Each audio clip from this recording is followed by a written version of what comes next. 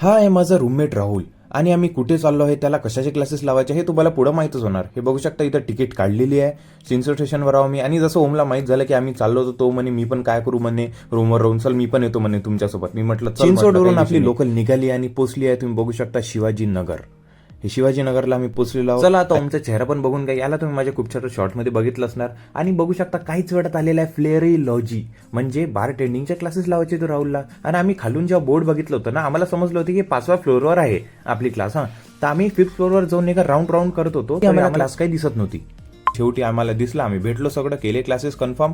चला आता नंतर मग भूक तर लागणारच आहे, सकाळपासून नाश्ता नाही ना काही नाही. नंतर मग घेतला आलूचा पराठा, जे की खूप जबरदस्त होता.